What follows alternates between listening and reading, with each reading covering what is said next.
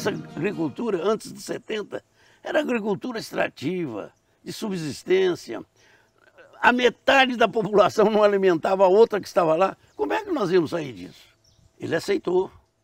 Quando eu propus que nós tínhamos urgentemente de entrar pela ciência, pela tecnologia e criar inovações, porque o mundo não tinha. Eu já tinha estudado tudo, não achei nenhuma instituição que tivesse qualquer coisa séria sobre a agricultura tropical. Ele acreditou. Eu tive uma sorte, eu tenho que ser franco. Eu vim antes para Minas Gerais, saí da minha universidade, onde eu tinha estudado Cerrado. O professor Alfredo Scheid, que era um entusiasta, me ajudou muito. Ele foi para os Estados Unidos, fez uma tese sobre Cerrado, e isso me ajudou muito. Já morreu o professor Alfredo Scheid, infelizmente. Uma das personalidades que o Brasil precisa de reverenciar. Também ocorreu o seguinte, eu descobri que em São Paulo, tanto o Instituto Agronômico de Campinas, quanto o IRI, International Research Institute, do Rockefeller, localizado em Matão, estava fazendo experimentos muito interessantes sobre fertilidade de cerrado. Eu corri lá, vi que aquilo era viável. O Dr. Rondon aqui me permitiu que eu começasse a trabalhar num programa de cerrado. Foi muito interessante, porque eu fiz uma proposta bastante ousada. Para que haja mudança no setor agrícola, quem primeiro tem que mudar é o governo. Ele, que era inteligente, um homem atirado, foi um dos melhores governadores que nós tivemos indiscutivelmente. Ele acreditou. O que você quer fazer? Eu preciso ter um grupo na área de ciência, vou envolver as universidades, vou envolver os nossos institutos, tudo que tiver, para que nós comecemos a estudar seriamente o cerrado do Brasil. Trouxe todas as informações possíveis. Ele me permitiu criar naquela época o PIPA-ENG, que hoje é a nossa EPAMIG. Chamei a Associação de Crédito e Assistência Rural, ACAR, fundada por Rockefeller em Minas Gerais, aqui em Curvelo, em 1948.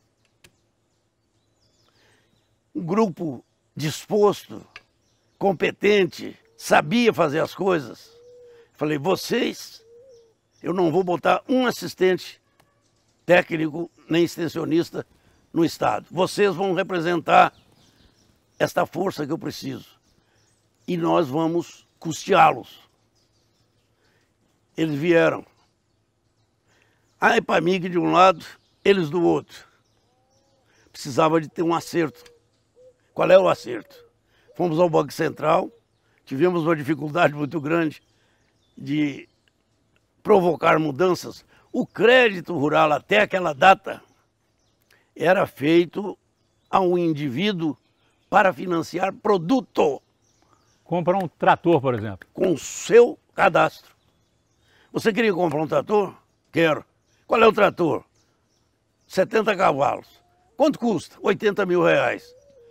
Ele mandava te servir um cafezinho, ia lá dentro e olhava o cadastro. Não pode, esse aqui pode.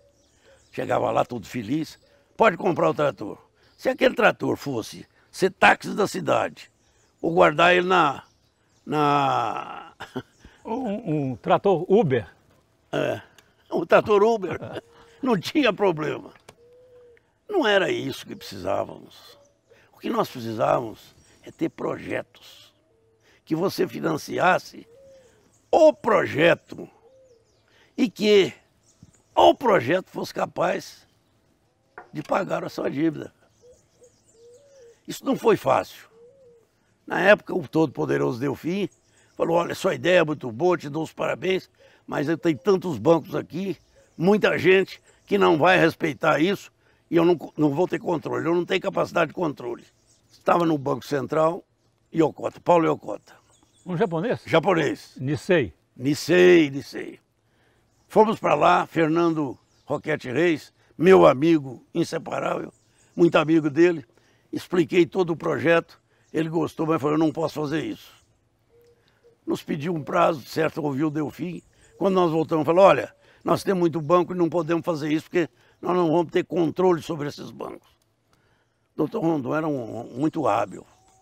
Ele falou, ó, esses japoneses são muito afáveis, vamos acariciar ele aqui, que ele vai acabar compreendendo, ele já compreendeu o seu projeto e ele vai fazer uma benesse. E assim tivemos vários almoços, jantares, lá no Palácio do Planalto, discutindo o projeto, até que um dia... Sempre com uma medalha para ele. Muitas, todas. Quando o Paulo Elcota disse, olha, eu não posso fazer isso para todos os bancos, mas vocês têm um banco de desenvolvimento. Eu vou dar... BDMG. Eu vou botar dinheiro lá para vocês fazerem isso, porque a responsabilidade é de vocês. Se não der certo, vocês vão ter que pagar. Topamos? Por que não? Você falava em nome do governo Rondon. Rondon Pacheco, junto com Lúcio Assunção, que era o presidente do banco, estava sentado na mesma mesa. Essa é uma história fantástica, né? Que Fantástica. Mostra de onde que a gente veio e para onde que nós estamos indo. Ele botou o dinheiro que nós precisávamos. E eu fiz feito, porque eu me baseava muito nos estudos feitos por aquela equipe que mostrou a economia mineira, etc. Todos eram do banco. E eu tinha, assim, por eles uma amizade muito especial. Chamei esse pessoal, falei, ó, agora nós não podemos errar. O problema é nosso. Minas foi a única exceção, né? Foi a única exceção. Tivemos dificuldades iniciais. Apesar de ter localizado bem a ciência, a extensão, ciência gerava, a extensão transferia, e no meio o produtor que nós tínhamos que achar, que tinha que mudar. Ele não podia ser um bom produtor se ele não fizesse a mudança. E o governo tinha mudado. Na assistência técnica, no crédito, na pesquisa, tudo certinho. E provocamos os produtores. No primeiro ano, eu te confesso que nós tivemos que laçar aí uns 20 a 30 malucos, pioneiros. E eu tenho por eles... Você consegue lembrar uns 2 ou 3? Ah, consigo, sim, muitos deles. Vamos falar de 3. A região de patrocínio, Primeiro começamos lá no Pontal do Triângulo. O projeto trazia o produtor para realizar as inovações. E eu confesso que São Pedro nos ajudou muito. Fomos de sorte. 71, 72, 73. 71 tivemos dificuldade de arrumar uns 20, 25 para fazer. Depois conseguimos que esses 20, 25 dessem tão certo que todos os outros, porque o agricultor, ele gosta muito de observar, ele é observador. Quando um acerta numa coisa, ele está disposto a fazer também. O segundo ano foi uma verdadeira avalanche. Apareceram mais de 1000 candidatos. De 20 se transformaram em 1000. Mais de 1000. E eu chamei o doutor Renato Simplício, que era o presidente da ACAR, que fazia assistência técnica. Doutor Renato, como é que nós vamos fazer? Não tenho técnico para isso. Sabe o que nós fizemos? Doutor Rondon permitiu. Vamos fazer um concurso no Brasil inteiro e onde tiver agrônomo, veterinário, quem possa ajudar nossos projetos, nós vamos trazer para cá. 720 técnicos nós contratamos, de uma vez em 1972, que vieram para Minas para dar suporte, porque os projetos tinham início, meio e fim. Eles eram projetados com um agrônomo, um economista e o produtor, fundamentalmente. E esse produtor tinha que conhecer o que ele ia fazer e se dispor a mudar. Se ele mudasse, estava tudo bem. E a coisa aconteceu.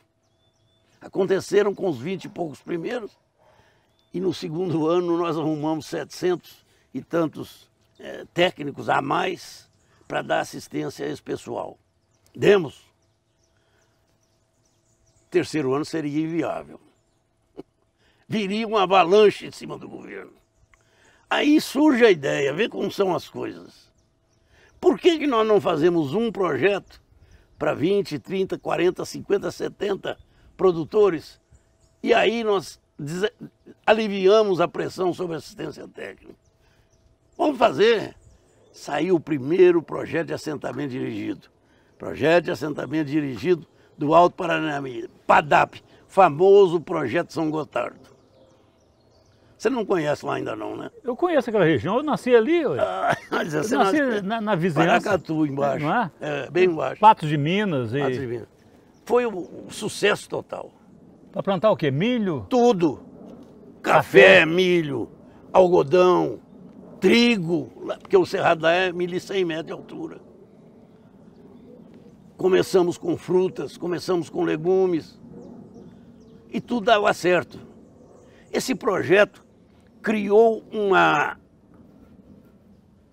boa vontade, não só com o presidente eleito, que eu nunca tinha falado com ele, não o conhecia. Você está falando de quem? De qual presidente Geisel. Geisel.